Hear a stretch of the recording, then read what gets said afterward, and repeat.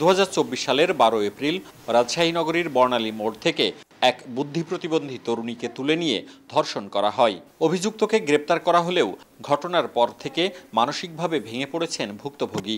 ঘটনার বিচার নিয়ে সংশয়ে পরিবার। ভাঙচুর করে, খাইতে গেলে ছুঁড়ে ফেলে দেওয়ার, মাকে ধরে মারে, আমাকে ধরে মারে। কোনো কিছু তদন্ত করে না, কোনো কিছু করে না, অপরাধীকে ধরাও করে না।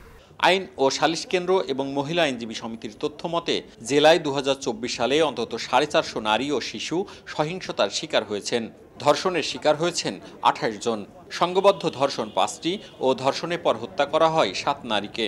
এমনকি নির্যাতনের শিকার হয়ে আত্মহত্যা করেছেন আরও 7 জন। এছাড়া যৌন হয়রানির শিকার হয়েছেন 54 জন এবং প্রতিবাদ করে লাঞ্ছিত হয়েছেন 32 জন। পাড়াপড়শি অন্য হলে আকলিমা, ওই আপনার দেখে আর ওকে সাক্ষী বানায়, ওই এখন আদালতে এসে বলছে আমি কিছুই দেখি।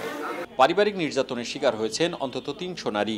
এর মধ্যে যৌতুকের জন্য 245 জন। পারিবারিক বিরোধে খুন হয়েছেন 14 নারী এবং আত্মহত্যা করেছেন 10 জন। নাকের উপর বক্সিং মেরে দিয়েছিল, বলেছি যে ওই দরজাতে লেগে আমার নাক থেকে রক্ত বেরিয়েছে।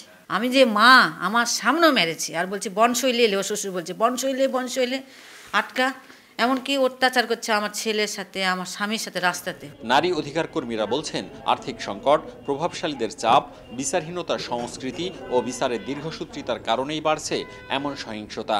আমরা যেভাবে চেষ্টা করছি না কেন, ধরনটা চেঞ্জ হচ্ছে, কিন্তু নির্যাতন বেড়েই যাচ্ছে। মাদক, পারিবারিক অসহিষ্ণুতা, পরস্পরের প্রতি শ্রদ্ধাবোধের অভাব, এই সবগুলো মিলেই একটা বিশৃঙ্খল অবস্থা এবং নারীরাই সব সময় ভালনারেবল একটা সিচুয়েশনে পড়ছে। আদালতের মামলা জট কমিয়ে দ্রুত দৃষ্টান্তমূলক শাস্তি নিশ্চিত হলে এসব অপরাধ অনেকাংশে কমবে বলে মনে করেন রাষ্ট্রপক্ষের আইনজীবীরা। 3 মাস পরে বা 4 মাস পরে একটা ডেট পড়ছে, কমপক্ষে 2 মাস পরে, তো তখন সাক্ষীরা আসে না, তখন দেরি হয়ে যাচ্ছে। আর সেন্সিটিভ মামলাগুলো যাচাই বাছাই করে যদি প্রত্যেক সপ্তাহে ডেট ফেলা হয় তাহলে পারে দ্রুত নিষ্পত্তি হবে।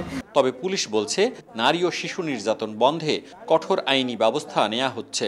ধর্ষণের যে মামলাগুলো, এখন হাইকোর্টের একটা বিধান রয়েছে যে সেখানে ডিএনএ টেস্টের ব্যাপারে, তো ডিএনএ রিপোর্ট আসতে আসতে একটা সময় লেগে যায়, তখন এই মামলা তদন্ত প্রক্রিয়াটা লেন্দি হয়। রাজশাহীর নারী ও শিশু নির্যাতন দমন ট্রাইব্যুনালে বর্তমানে অন্তত 5000 মামলা বিচারাধীন রয়েছে। মওদুদ রানা, সময় সংবাদ, রাজশাহী।